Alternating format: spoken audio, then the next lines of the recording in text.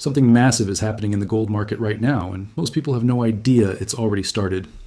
Welcome back to SHF Money. If you're new here, subscribe right now and hit that like button, because what we're breaking down today is the kind of information that usually stays behind closed doors. Gold is sitting near a 4-week high. And the reason why tells you everything about where the smart money is moving right now. This is not a coincidence. This is not random. This is a signal. And by the end of this video, you are going to understand exactly what is happening, who is driving it, and why the window to position yourself alongside this move is shrinking every single day. Let's get into it. For decades, gold was treated like an old man's insurance policy, something your grandfather kept in a safe, something the financial media laughed at when stocks were booming, something mainstream voices told you was a relic, outdated, irrelevant.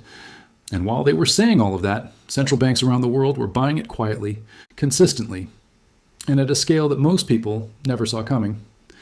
We are talking about over 1,000 tons of gold purchased by central banks in a single year. 1,000 tons. That number hit back-to-back record levels, and the media barely covered it. That alone should tell you something. When the most powerful financial institutions on the planet are loading up on an asset and the story is being kept quiet, that is not an accident. That is strategy. And when you understand the strategy, you stop being the person who finds out last. Now let us talk about what just changed.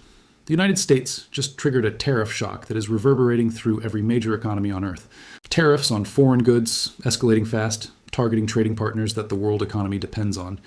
This is not a minor policy adjustment. This is a restructuring of global trade. And when global trade gets restructured, uncertainty spikes.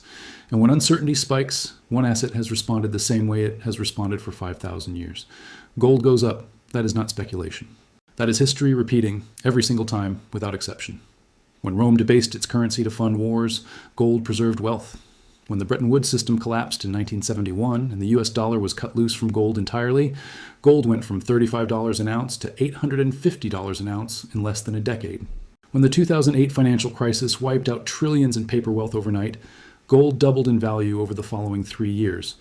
When the world went into lockdown in 2020 and governments printed money at a speed never seen before in history, gold hit record highs. Every single time the system showed its cracks, gold absorbed the fear and reflected it back as value. And right now, the cracks are showing again. But this time, it is different in one specific way. And that difference is what makes the current moment so important. In every previous gold rally, you had one or two major forces driving the move. This time you have multiple forces hitting at the exact same moment. You have tariff uncertainty disrupting global trade relationships that took decades to build. You have geopolitical tension at levels not seen since the Cold War, with major powers repositioning their military and economic alliances simultaneously. You have central banks that already loaded up on gold now continuing to buy, not slowing down, buying more.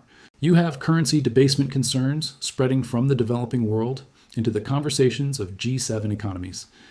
And you have a retail investor base that is only just beginning to wake up to what institutional players have been doing quietly for the past 3 years. That last point is the one that matters most for the timing of what you are watching right now. When institutions move first and retail moves second, there is always a gap. That gap is where the opportunity lives. The institutions already bought. Retail is just starting to understand why. And that gap is closing. Let us talk about the tariff shock specifically, because this is the trigger that just pushed gold to that 4-week high, and most people are reading it completely wrong. The mainstream conversation around tariffs focuses on trade deficits, supply chains, manufacturing jobs. Those conversations are real, but they are surface level.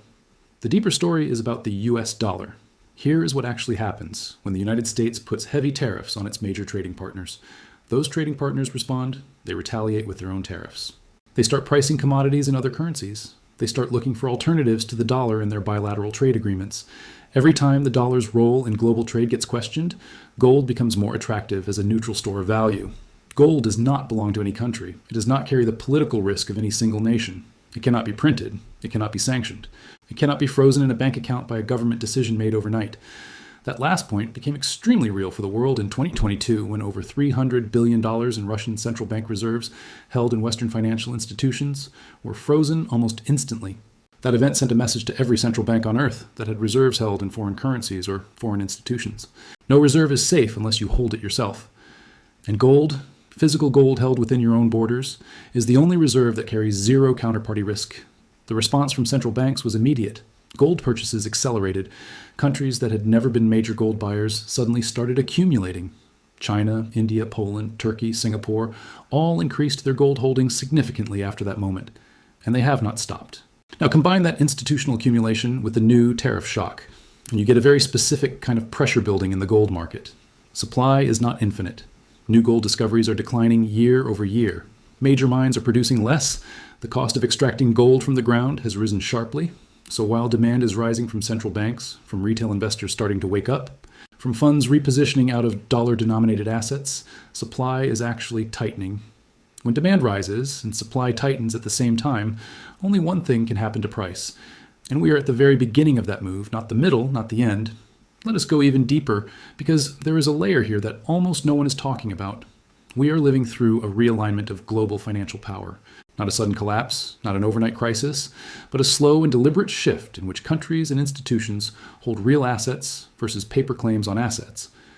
For the past 50 years, the global financial system has been built around one core assumption. The US dollar is the world's reserve currency and will remain so indefinitely. That assumption created a system where the United States could run massive deficits because the world always needed dollars. Other countries had to sell real goods to earn dollars and then park those dollars in U.S. Treasury bonds, effectively lending money back to America at low interest rates. That system is under serious strain right now. The U.S. national debt has crossed $36 trillion. Annual interest payments on that debt are approaching $1 trillion per year. That is $1 trillion a year just to service existing debt before spending a single dollar on anything else. When a government reaches that level of debt burden, there are only a few paths forward. Default, which no one believes will happen openly. Inflate the debt away, which means printing money and accepting higher inflation. Or grow the economy fast enough to outrun the debt, which requires a level of productivity that no major economy has achieved at this scale. The most likely path, historically, is always some combination of the second option. Inflate it away. And when inflation is the tool being used, the purchasing power of every dollar you hold is being quietly transferred out of your pocket and into the government's ledger. That is the wealth transfer that is already happening.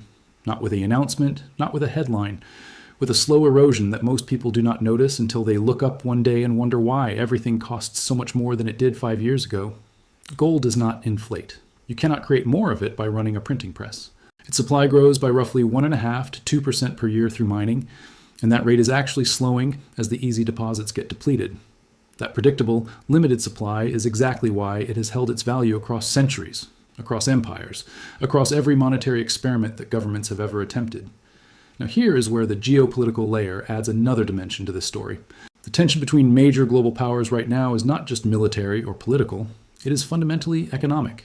The battle being fought is over who controls the financial architecture of the next 50 years.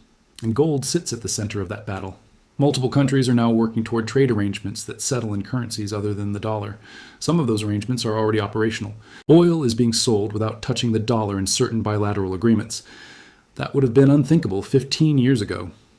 Every time the dollar loses a piece of its role in global trade settlement, the need for an alternative store of value increases. And the only asset that every central bank on earth holds, that every culture across every civilization has recognized as valuable, that carries no political allegiance, is gold. The geopolitical tension is not going away. The tariff shock is not going to resolve itself in a week. The debt trajectory is not changing direction. These are structural forces, not temporary headlines. And they are all pointing in the same direction at the same time. That is what makes the current moment so different from anything we have seen in recent memory. Think about where we are in terms of public awareness. Most people who work regular jobs, who check their bank balances and worry about their bills, have no idea that central banks added over 1,000 tons of gold to their reserves last year alone. They have no idea that the tariff shock rattling the headlines is actually accelerating a de-dollarization trend that has been quietly building for years. They have no idea that the gap between institutional knowledge and public knowledge has never been wider. And that gap is the most important thing to understand right now. Because when retail awareness catches up to institutional positioning, the price movement that follows is always significant. It happened with technology stocks in the 90s. It happened with real estate in the early 2000s. It happened with cryptocurrency in 2017 and again in 2020. Every single time the institutions were early, the informed retail investors were second, and the majority of people found out when it was already on the evening news, which is also when the easy gains were already taken. The institutions moved on gold starting around 2022. The informed retail layer is starting to move now, in this moment. The majority of the public is still not paying attention. That is the map of where we are. And the question is simply where you position yourself on that map. The 4-week high in gold prices is not a peak. It is a signal. It is the market communicating, loudly and clearly, that the forces driving this move are real, they are structural, and they are not finished. Geopolitical tensions do not resolve in days. Tariff shocks take months to flow through supply chains. Currency debasement happens on a timeline measured in years, not weeks. Every single force driving gold higher is a long cycle force, and we are early in most of those cycles. Here is what the people who understand this already know. Gold is not a trade, it is a position. A position that says you understand what is happening to paper money, to geopolitical stability, to the dollar's role in the world. A position that protects what you have built while the system goes through a restructuring that you did not cause and cannot vote away. The decision in front of you right now is not complicated. It is the same decision that people faced in 1971 when the dollar was cut loose from gold. It is the same decision people faced in 2008 when the banking system was being held together with emergency government intervention. It is the same decision people faced in 2020 when governments around the world discovered they could print money at unprecedented scale with minimal immediate consequences. In every one of those moments, the people who understood what was happening positioned themselves ahead of the crowd. And the people who waited for certainty, who waited for the news to tell them it was safe, who waited for their neighbor to validate the decision, they paid a very different price. Not the price at the register, the price of having watched something happen that they understood was happening, and choosing to wait anyway. That is the only regret that is truly hard to recover from. The information is in front of you. The institutions have moved. The geopolitical forces are in motion. The tariff shock has already happened. The 4-week high is not the ceiling, it is the floor of a new range being established. What you do at this moment is entirely up to you. But now you cannot say you did not see it coming. If this opened your eyes to something you were not seeing before, make sure you are subscribed to SHF Money, because this is the kind of analysis we bring to this channel, the information that moves before the mainstream catches on. Stay ahead of the money. Stay ahead of the crowd. And we will see you in the next one.